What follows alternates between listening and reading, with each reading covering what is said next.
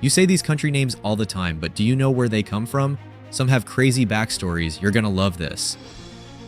Brazil. Brazil got its name from a tree. When the Portuguese arrived in the 1500s, they found a tree called pau-brasil, which was prized for its deep red dye.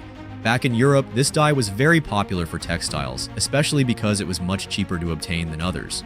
So, the Portuguese named the whole region after the tree that made them rich. Imagine if the country had been named after something else they found there, like toucans or coffee beans. Welcome to Coffee Land just doesn't have the same ring to it. Egypt. Egypt's name comes from the Greek word Aegyptos, which was their way of pronouncing the ancient Egyptian name Hutkapta. That name referred to a specific temple in the city of Memphis, which was a major religious and cultural hub.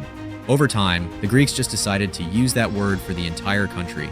Leave it to the Greeks to pick one detail and run with it. Greece. Greece is one of those places where the name we use has nothing to do with what the locals actually call it. The Greeks call their country Hellas or Ellada, but the rest of the world calls it Greece because of the Romans. The Romans met a group of Greek people called the Graeci and decided to name the whole civilization after them. It's like meeting a guy named Steve from Texas and deciding to call the entire country Steveland. The Greeks never bothered to correct it, so here we are. India. India's name comes from the river Indus, which was incredibly important to the early civilizations there. The Persians called it Hindu, and the Greeks turned that into Indos. When the British showed up, they added their own twist and made it India. So essentially India is named after a river, proving that geography really does leave its mark. Denmark. Denmark is a straightforward name, but it's got some history behind it.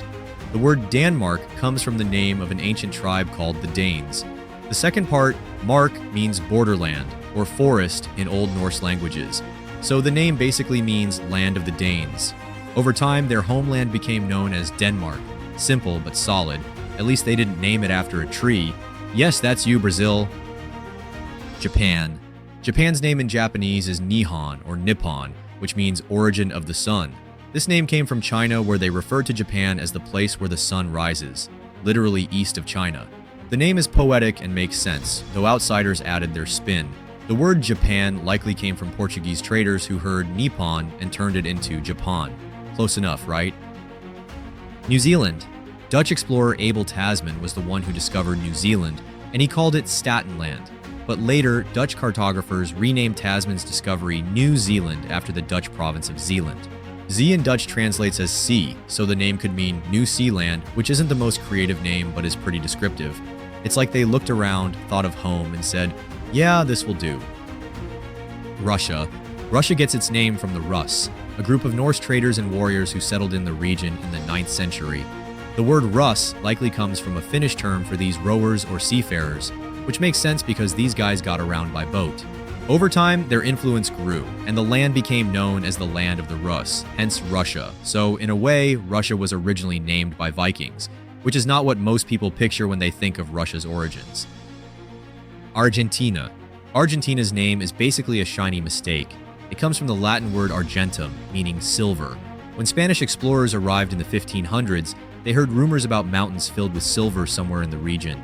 They got some shiny gifts from indigenous people, so they started calling the place La Tierra Argentina, meaning the land of silver.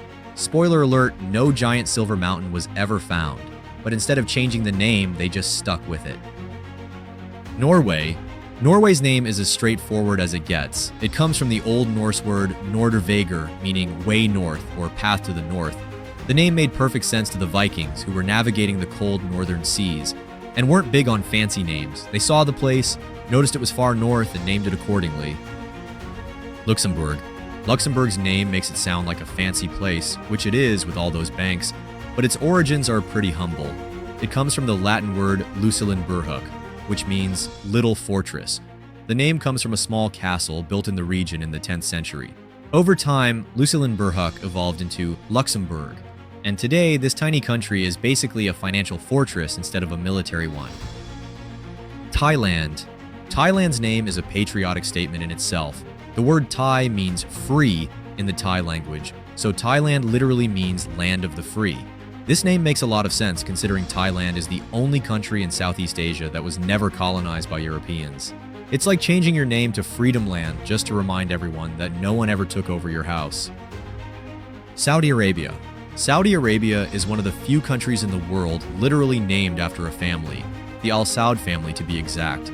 Before the modern country existed, the region was home to various tribes and kingdoms, but in the 18th and 19th centuries, the Al Saud clan started expanding their influence. When King Abdulaziz, also known as Ibn Saud, united most of the Arabian Peninsula under his rule, they decided to name the whole country Saudi Arabia, meaning the Arabia of the Saud family. Imagine if America was called Washington Land.